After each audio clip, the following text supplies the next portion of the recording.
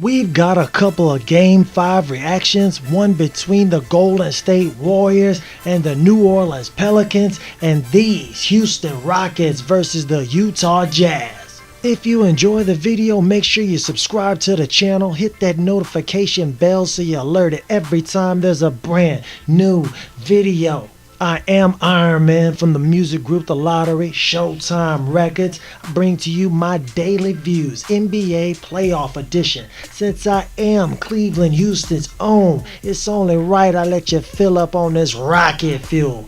H-Town, stand up. As a little bonus, we also gonna react to the Warriors versus the Pelicans. Let's get them out the way real quick. As I said in the preview video of these potential closeout games, I was 95% sure that the Warriors and the Rockets would take care of business like I thought they would, and they did that. Poor coaching on the Jazz's part and also on the Pelicans led to the downfall of these teams during the series. They had absolutely no belief in the bench players. Also, it was in the Toronto Raptors locker room, but they had so many extra problems. They were done for before they even got started. They were defeated in the mind before they even started the series. But right back to the task at hand. The Warriors are a prolific scoring team. The Pelicans are not. The Pelicans have probably the best player in the NBA, in the galaxy, in Anthony Davis. He just doesn't put up the numbers that LeBron does because he doesn't have the ball in his hands 95% of the time. But rest assured, he is that dude, and he proved that today in this closeout game. They did not lose because of him. Along with his new breakout star running buddy, Jrue Holiday, these boys came to play today. Jrue Holiday had 27, 11 assists, 10 rebounds, and only 4 turnovers in 46 ridiculous minutes of play. He shot better than 50% from the field. This guy was balling.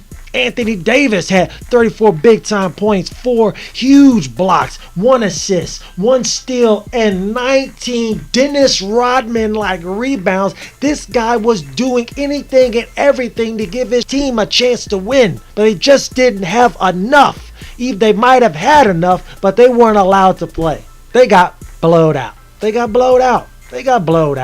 Golden State, they let off the gas in the fourth quarter. As New Orleans Pelicans, they desperately tried to mount a comeback, but it was too little, too late. They just could not score enough points. They were playing the starters way too many minutes, and these boys ran out of gas. I am smoking on that gas. These boys were just dead tired.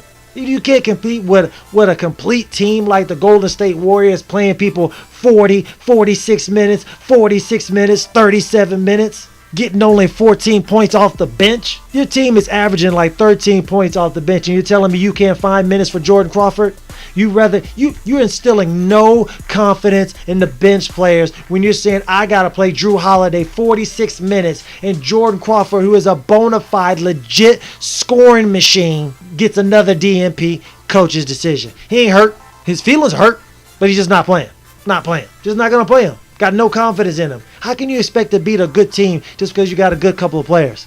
It's not going to work even if you've got Anthony A.D. the Brow Davis. That's why they lost. Not to mention Rajon Rondo played the game, but they needed playoff Rondo. I told you this guy needs to average about 16, 17 points a game for them to win.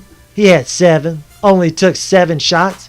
He wasn't aggressive. Had a -16 in a plus or minus box. He was a detriment to the team while he was on the floor. So Ian Clark got 30 minutes.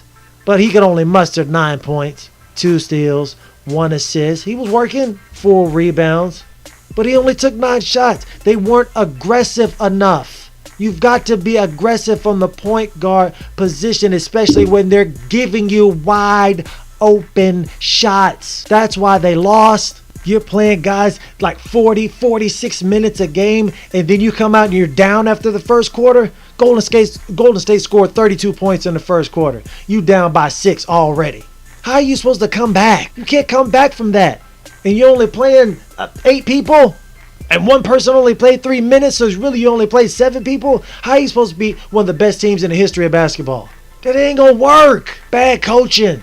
Draymond Green, 1 assist away from a triple-double. 19 points, 14 monster rebounds, 9 assists, 3 steals, 2 blocks. Damn, he could have been the player of the game. Even though it was obviously Anthony Davis. When you play too many minutes, your defense is going to struggle, which leads to offensive struggles because you're pressing, trying to do too much.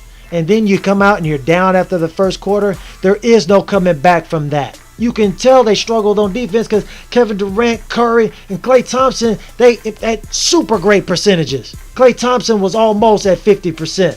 Steph Curry was way like 65%. Kevin Durant was like 60% from the field.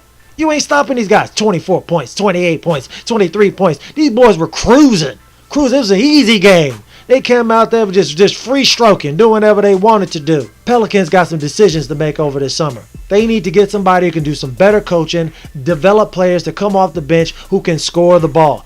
Jamal Crawford would be nice over there. He's a veteran. I'm sure Alvin Gentry would believe in him. Golden State Warriors beat the New Orleans Pelicans 113-104 in the gentleman's sweep, 4-1. Moving on to the conference finals. Versus who? These Houston Rockets. The 13 long, arduous, grinding years. That's how we do in H-Town. That's how we do it in the H. 13 long years of grinding non-stop in a future Hall of Fame career. Chris Paul, CP3, the point guard, delivered the Western Conference Finals. First appearance for him to these Houston Rockets and all the Houston fans. CP3 was amazing and fantastic at the same damn time. Come on. He was absolutely not to be denied. His brother told him, we not going back to Utah. They don't deserve another home game after the way they treated me. He said, you're damn sure right. And we ain't going back. As James Harden, the future MVP, continued to struggle again with poor shooting, 7 of 22. That's about 30% from the field. That's outrageous. 1 of 7 from three-point land. This guy struggled mightily. If Chris Paul hadn't been all-world point guard tonight, we'd be going back to Utah. But it was not to be. Bad coaching doomed the Utah Jazz from the beginning of the series. And it continued today. Jay Crowder was succeeding and flourishing coming off the bench. So you decide, what am I going to do? I'm going to start him 2 games in a row. He plays 33 minutes a day, only gets 6 points. Trash coaching. Royce O'Neal's been sucking the entire series, averaging about 4 points a game. He finally steps up in the end of the game, the last seconds, the moments waning from their season. He steps up, gets a reasonable, respectable 17 points from 37 minutes. But it's too little, too late. Shouldn't have been starting in the first place. Ricky Rubio went down. Should have had Dante Exum up.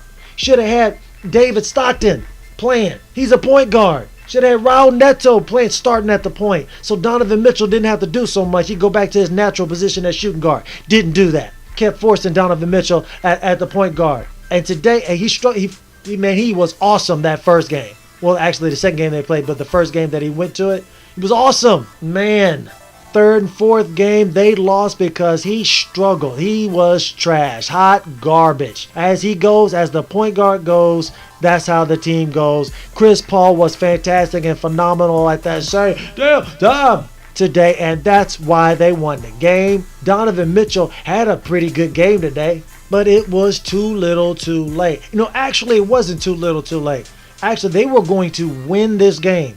Even with the phenomenal performance of CP3, they were going to win this game in the fourth quarter because, lo and behold, finally, Quinn Snyder's finally given Alex Burke some minutes again. They gave him big-time minutes. He produced in that second game, the only game that they won. And then the third game, hardly any minutes. Fourth game, hardly any minutes. Like, what the hell are you thinking? You're not thinking. You're just putting everything on the shoulders of your superstar, Donovan Mitchell, and expecting him to bring y'all through. And they got 2 superstars over there, CP3 and James Harden. And then you got the emerging all-star, Clint Capella, down low, and you got 1-on-3. That ain't going to work. I'm not a mathematician, but those numbers do not work out. Alec Burks was sensational today. 32 minutes of play off the bench, 22 points, only 2 turnovers, 1 steal, 5 assists, 3 rebounds, 7 of 15 shooting. That's almost 48%. The guy was fantastic. And you ain't been playing this guy. 3 games out of the other 4 games. You hardly want to play this guy. It don't make no sense. And you can't score enough points. You getting blowed out, blowed out, and you don't want to put in a known score. That's something we know Alec Burks can do. Donovan Mitchell is in our prayers. Ricky Rubio's in our prayers. Donovan Mitchell left the game with a knee injury. It didn't look serious, but anybody can say that when it's not your knee. They will have a very good team next year, but how far they will go is how much confidence they have in the people that are coming off the bench. You just cannot win all starters all the time. It just doesn't work. Not when you get to the deep into the playoffs playing against the better teams. It just doesn't work. You need to have a deep roster. You need to have a belief in them, not just people sitting on the bench that you're paying big time money, big time contracts,